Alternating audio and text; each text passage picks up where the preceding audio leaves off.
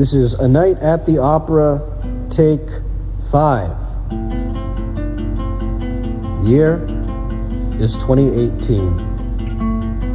It was on a damp fall day that shit nerds entered a studio with no new material to record.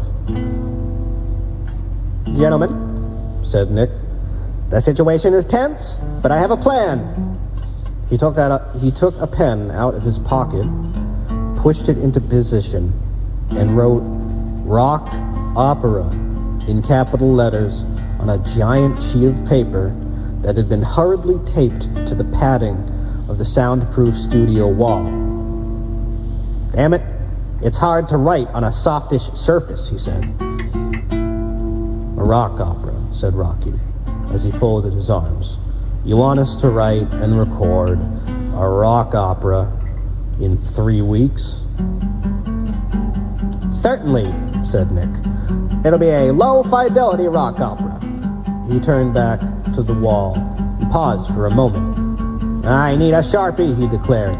"This stupid pen keeps poking holes in the paper." "I dig it," said Rick. "I'm picking up what you're throwing down, Nick. Let me get you that Sharpie." "Dig what?" said Mark, eyes and fingers on an old pinball machine that the studio's owner, Mr. Bentley, had bought some years before. "We're writing a rock opera, Mark," said Rick as he came back into the room with a black marker. "Okay," said Mark, continuing to play pinball. Rocky, recognizing that he had lost control of the room, stayed silent with his brow raised in casual incredulity. Nick was now scribbling on the paper that had been taped to the wall. He turned his head back to Rick, who had picked up his guitar, and said, "We need an overture, something to really set the stage and showcase our abilities." "Okay," said Rick. "I'm imagining an 8-minute song where everyone gets a solo. We'll start off with the sound of glaciers moving underwater or something, and then, bam, Mark goes into tornado mode." "Yes," said Nick, with the enthusiasm of a mad scientist, or perhaps a mad poet. "Tornado mode!" "Shouldn't I know what tornado mode is before I go into it?" Mark said as the lights of the machine shone in his eyes.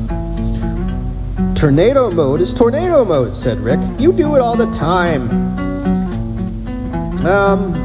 You're going to have to show me an example or something, man." "Later," said Nick. "Okay, tonight I'm gonna need to figure out what the rock opera is about. Then the night after that, I'll write all the lyrics by the light of the full moon." Rocky picked up his bass, ready to compose. After all, he hadn't written anything. Oh, man. Hey, it's Bada Bingus. Jelly Donut. John Travolta. This is tornado mode, take 2.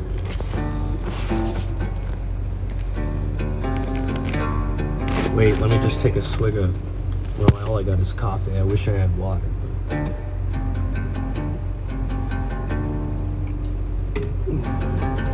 Okay, sorry about that. I'm gonna see if I can cut it out later. Dateline, April 1st, 2018. A man stands on the side of Route 495 holding a wired microphone in the air. The mic is hooked up to a tape recorder nearly the size of a briefcase. The rest of the squad stands in a clearing about 100 feet away. A black and gray drum set sits in the middle, amongst the pine needles, leaves, and bugs. Microphones have been hurriedly taped to the roots and branches of the surrounding evergreens. Another man with frazzled red hair and faded green pajamas steps up and sits in the center of it all. He picks up the sticks. "Guys, I still don't know what tornado mode is," he says. A third man, thin and of short stature, adjusts his glasses and speaks in an odd nasal voice. "That is ideal, Mark," he says. "Tornado mode requires a sense of spontaneity not unlike last-minute panic and desperation. Tornado mode is the last resort, the aphelion of sanity, the height of passion, rock and roll agitation." Mark then looks over at a fourth man, square-shouldered and square-headed, eyes alight with his own blood. He lifts his arms slightly with his palms out in a sort of what-the-fuck motion. The square man shrugs. "Seriously," says Mark, "what do I do?" "It can't be articulated," says the square man with the burning eyes. "Honestly, when Nick started talking about it, I could hardly follow, but I think I might get about a quarter of it." "Hear that, Nick?" says Mark. "Ricky only knows a quarter of what this is even supposed to sound like." "Look," says Nick, adjusting his glasses again. Just do it like this." And he begins to wave his arms in the air, imitating a drummer. In under a second, a switch is activated in Mark's brain.